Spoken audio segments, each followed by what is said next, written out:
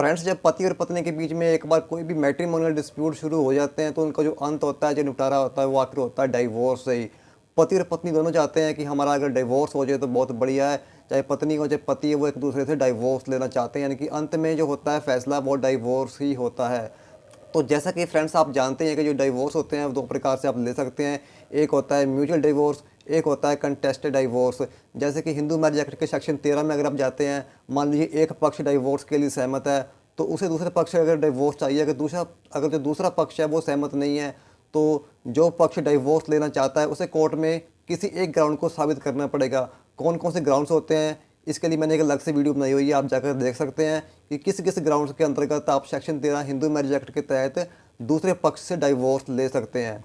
Friends, अब बात करते हैं सेक्शन 13 भी हिंदू मैरिज एक्ट, यानी कि divorce with mutual consent.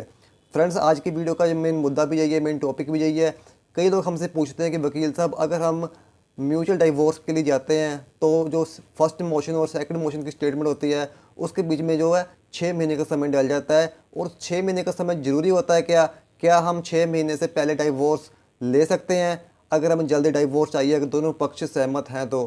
Friends, इसी के बारे में मेन टॉपिक है, इसी के बारे में आज मैं बात करने जा रहा हूं। तो फ्रेंड्स, वीडियो शुरू करने से पहले अगर आप हमारे चैनल पर नए हैं और अभी तक आपने हमारा चैनल सब्सक्राइब नहीं किया है तो इस वीडियो के नीचे आपको रेड कलर में सब्सक्राइब लिखा हुआ दिखाई दे रहा होगा, उसे एक बार क्लिक करके हमारे चैनल को सब्सक्राइब कर लें ताकि जब भी मैं कोई नई वीडियो लेके आऊँ तो उसके बारे में जो नोटिफिकेशन है वो सबसे पहले आपके फ़ोन पर आ जाए। तो आइए शुरू करते हैं आज की वीडियो।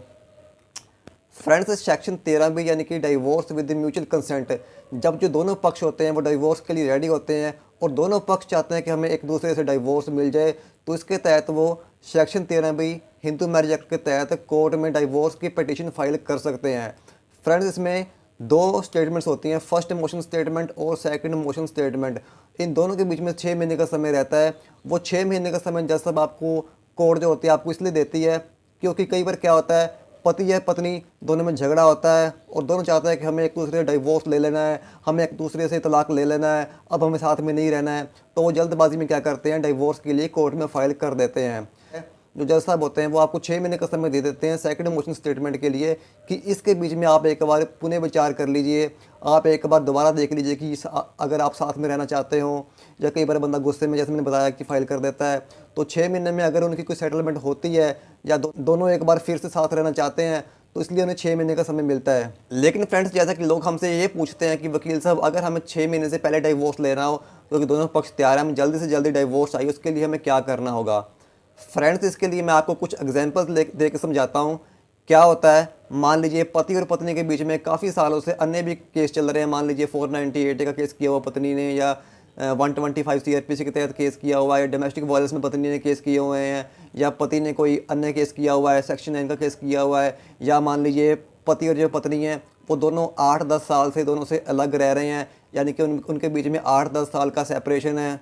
तो फ्रेंड्स, ऐसी सिचुएशन में अगर आप म्यूचुअल डिवोर्स के लिए कोर्ट में जाते हैं तो आप एक एप्लीकेशन मूव कर सकते हैं कि देखिए, हम जो है 8-10 साल से दोनों अलग रह रहे हैं, हमारे बीच में 8-10 साल से सेपरेशन है, यानी कि अभी हमारे बीच में सेटलमेंट का कोई चांस नहीं है, कोई सुलह होने का हमारे बीच में कोई चांस नहीं है। तो वैसे में जो एप्लीकेशन आप मूव कर सकते हैं, यहाँ पर कोर्ट जो होती है, जैसा आप देखते हैं कि वाकई ये बंदे जो हैं काफ़ी सालों से अलग रह रहे हैं और अन्य भी इन्होंने कई केस फाइल करे हुए हैं, यानी कि अभी इनके बीच में सेटलमेंट होने का कोई भी चांस नहीं है, सेटलमेंट होने का कोई भी चांस यहाँ पर नहीं है। तो ऐसी सिचुएशन में जो होता है, आपको जो 6 महीने का समय है वो यहाँ पर वेव ऑफ हो सकता है, यानी कि उसमें आपको छूट मिल सकती है और जल्दी ही आपको तलाक मिल सकता है। या एक अन्य एग्जांपल देकर मैं आपको समझाता हूँ। मान लीजिए म्यूचुअल डिवोर्स के लिए कोर्ट में पिटीशन फाइल की गई है और यहाँ पर मान लीजिए पति है या कोई पत्नी है, दोनों में से किसी एक पक्ष को आउट ऑफ कंट्री जाना है, मान लीजिए अमेरिका, कनाडा, ऑस्ट्रेलिया जाना है। तो ऐसी सिचुएशन में अगर जो पति या पत्नी है अगर सेकंड स्टेटमेंट के लिए दोबारा इंडिया आते हैं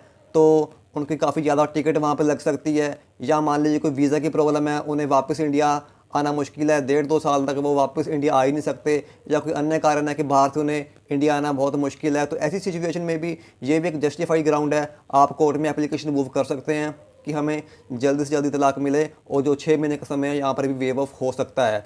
अगर मान लीजिए जो फैमिली कोर्ट है वो आपकी एप्लीकेशन को यहाँ पर नामंजूर कर देती है तो इसके लिए आप हाई कोर्ट तक जा सकते हैं और सेम ग्राउंड जो है आप जाके हाई कोर्ट में भी रख सकते हैं।